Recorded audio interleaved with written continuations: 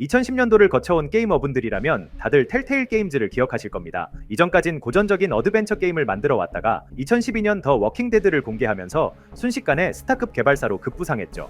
하지만 그들의 성공 가도는 오래가진 못했습니다. 대표적인 이유 몇 가지만 말하자면요. 과도한 외부 IP 의존과 짧은 개발 주기로 인한 자기 복제, 그리고 선택의 중요성이 떨어지는 서사 등이 있습니다. 텔테일 게임즈를 상징하는 이 일을 기억할 것입니다. 라는 문장이 유명해진 것도 바로 이 때문이죠. 그렇게 텔테일 게임즈의 인기는 빠르게 식어버렸고요. 결국 2018년에 파산 절차를 밟으며 시대의 뒤양일로 사라져버리고 맙니다. 그럼에도 여전히 텔테일 게임즈를 기억하는 분들이 많습니다. 마침 텔테일 게임즈의 일부 직원이 독립해 차린 신생 개발사 애드혹 스튜디오의 첫 게임 디스패치가 올해 출시됐다고 합니다. 오늘은 이 회사의 첫 데뷔작에 대해 이야기해볼까 합니다. 반갑습니다. 저는 인디게임 블로거 쿠타르크입니다. 이번에 꺼내볼 인디게임 이야기, 바로 디스패치가 보여준 텔테일의 부활입니다.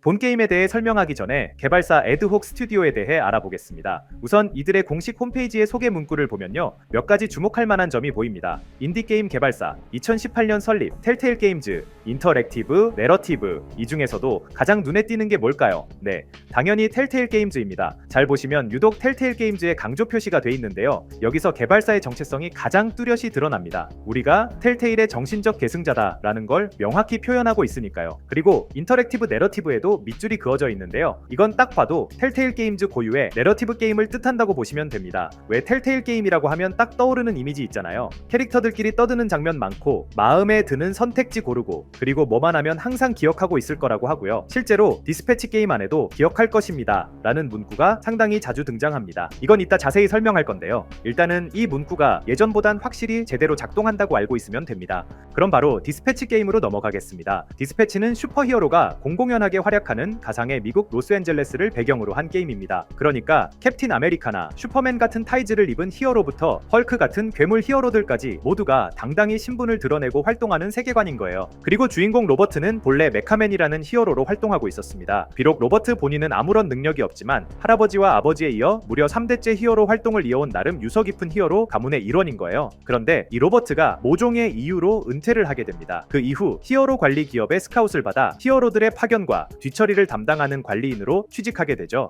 은퇴한 히어로가 히어로를 담당하는 관리원이 된다니 처음 들어본 것 같으면서도 뭔가 그럴듯하죠. 전직 히어로가 현직 히어로를 관리한다니까 뭔가 히어로들 심정도 잘 이해해줄 것 같고요. 게임은 대체로 왕도적인 흐름을 보입니다. 주인공 로버트는 적당히 잘생기고 성격도 적당히 좋고 다양한 캐릭터와 이리저리 엮이기도 하고요. 다른 히어로들과 갈등도 있고 화합도 하고 예쁘고 매력적인 여성 캐릭터랑 부지런히 썸도 탑니다. 전형적인 주인공 재질의 캐릭터죠. 그리고 선택지 고를 때마다 다들 열심히 기억하는 것도 여전합니다. 여기까지만 놓고 보면요, 아, 예전과 똑같은 텔테일 게임이구나 싶을 겁니다. 그런데 결정적인 차이가 있습니다. 바로 플레이어가 게임에 더 깊게 관여한다는 거예요. 도시 곳곳에서 사건 사고가 벌어질 때마다 플레이어가 직접 파견 보낼 히어로를 정할 수도 있고요, 히어로의 성장에도 개입할 수 있습니다. 이른바 히어로 관리 시스템이죠. 일을 마칠 때마다 적성 평가를 받기도 하고 히어로가 성장할수록 이후 게임을 더 편하게 진행할 수 있습니다. 그 밖에 해킹이라는 로버트의 특기를 반영한 미니게임도 있고요. 이게 왜 중요하냐면요, 플레이어가 적극적으로 게임에 참여하고 개입할 수 있는 시스템이라 그렇습니다. 보통 이전의 텔테일 게임들은 떠들고 선택지 고르고 여기에만 초점이 맞춰져 있었거든요. 그나마 매번 패턴이 비슷한 퀵타임 이벤트 정도가 전부였죠. 그런데 디스패치는 다릅니다. 직접 히어로를 파견하고 해킹도 하고 하면서 게임에 능동적으로 참여하고 개입할 수 있거든요. 내러티브 일색의 흐름을 환기시키는 효과도 있고요. 이런 히어로 관리와 해킹은 그 자체만으로 꽤 재밌습니다. 각 히어로마다 고유 효과도 있고 두 히어로 조합에 따른 시너지 효과도 있어서 히어로들 관리하고 성장시키는 재미가 아주 좋습니다. 그리고 히어로들 여기저기 파견 보내면 자기들 멋대로 떠들기도 하고 돌발 행동도 합니다. 이게 게임의 난이도를 올리기도 하지만 각자의 개성을 확실히 드러내는 효과도 있어서 게임을 더 깊게 이해하기도 좋습니다. 스토리와의 연계도 확실한 셈이죠. 물론 스토리 파트의 문제점도 개선됐습니다. 정확히는 게임의 템포가 꽤 빨라졌어요. 우선 선택지를 고를 때마다 제한 시간이 걸립니다. 이 제한 시간이 5초 정도 되는데요, 이게 충분해 보여도 막상 직접 마주하면 조금만 고민해도 제한 시간이 금방 지나갑니다. 빨리 좀 고르라는 무언의 압박이기도 하지만 덕분에 게임의 진행이 꽤 빠릅니다. 선택지 하나 고를 때마다 장면이 자연스럽게 이어지는 건 덤이고요. 물론 자꾸 뭘 기억한다고 하는 건 좀 신경이 쓰이겠지만요. 마찬가지로 퀵타임 이벤트도 개선됐습니다. 보통 메카맨의 전투 장면에서 나오는데요. 퀵타임 이벤트가 메카맨의 상황과 움직임을 반영해서 속도가 빠르고 난이도도 은근 까다로워서 퀵타임 이벤트의 박진감이 한결 좋아졌습니다. 물론 이건 아예 안 볼 수도 있습니다. 그냥 게임을 처음 시작할 때 시네마틱 모드를 고르면 되죠. 물론 개인적으로는 인터랙티브 모드를 좀 더 추천합니다. 이쪽이 게임에 몰입하는데 더 도움이 되거든요. 아까부터 제가 기억한다는 걸 계속 강조해서 언급했는데요. 이건 그럴만한 이유가 있었습니다. 이번에야말로 플레이어의 선택을 제대로 기억하거든요. 단순히 기억만 하고 전개는 그대로인 게 아니라 앞선 선택을 제대로 기억하고 있다가 곧바로든 혹은 나중에라도 제대로 된 반응을 보여줍니다. 대사가 달라지는 건 물론이고 이후 스토리상의 디테일에서 차이가 많이 드러납니다. 특히 기존의 히어로를 해고하거나 고용하는 상황에서는요. 이후 전개가 확연히 달라지는 건 물론이고 히어로 배치 파트에서 히어로 간의 시너지 같은 것도 달라집니다. 물론 결말의 내용도 달라지고요. 따라서 다회차 플레이가 꽤 재밌는 게임이기도 합니다. 첫 플레이 때 고르지 않은 선택지를 고르면서 뭐가 어떻게 달라졌는지 확인하는 재미가 있죠. 참고로 이 게임이 막 출시되던 당시에는요. 모든 에피소드가 한꺼번에 공개됐던 게 아니라 2개의 에피소드가 매주마다 조금씩 공개됐습니다. 마치 넷플릭스 드라마 같은 감질맛 나는 구성이었죠. 때문에 게이머들 사이에서 호불호는 갈렸지만 반대로 이후 전개에 대한 열띤 토론이 벌어지기도 했습니다. 나름의 마케팅 전략이었던 셈이죠.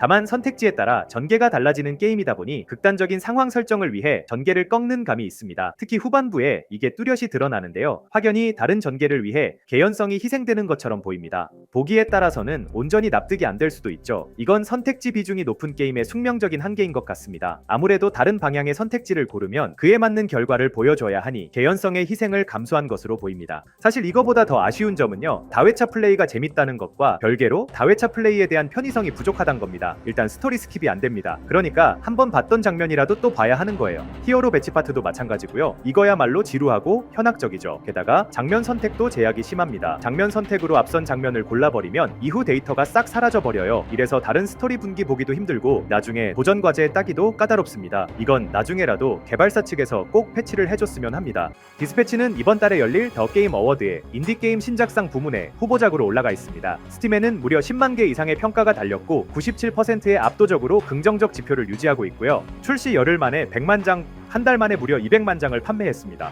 이 정도면 개발사의 신작 게임으로서는 굉장한 대박인 셈이죠. 역대 텔테일 게임들 중에서도 최고 흥행인데요. 개인적으로도 그 자격을 충분히 갖춘 게임이라 생각합니다. 이건 어디까지나 개인적인 추측인데요. 어쩌면 에드혹 스튜디오 입장에서도 이 게임을 통해 텔테일의 부활을 선포하고 싶었던 걸지도 모릅니다. 마침 게임 내 히어로 집단의 명칭이 피닉스 프로젝트 G팀이죠. 그리고 피닉스가 재에서 되살아난 불사조란 건 다들 알 겁니다. 이게 게임 내에선 골칫덩어리 슈퍼 빌런들을 모아놓은 팀이 마침내 활약한다는 걸 나타내서 의미가 큰데요. 이와 마찬가지로 한 차례 몰락을 겪은 텔테일 게임즈가 에드혹 스튜디오라는 이름으로 화려하게 부활했다고 보면 이 역시도 꽤나 감동적인 이야기일 겁니다. 물론 이건 제 추측일 뿐이니 너무 믿진 마시고요. 아무튼 디스패치가 참 잘 만들어진 게임인 건 분명합니다. 이 슈퍼 히어로를 소재로 한 스토리의 짜임새가 좋고 직접 히어로를 관리하고 성장시키는 재미도 좋고요. 선택지에 따른 이야기 전개도 확연히 달라져서 직접 플레이하는 재미가 상당합니다. 그러니까 넷플릭스 드라마나 애니메이션 보듯이 즐기기 아주 좋은 게임인 거죠. 스토리의 완성도를 중요시하거나 특히 텔테일 게임에 대한 추억이 있으신 분들이라면 꼭 한번 플레이해보시길 추천드립니다. 그럼 저는 또 다른 인디게임 이야기로 돌아오겠습니다.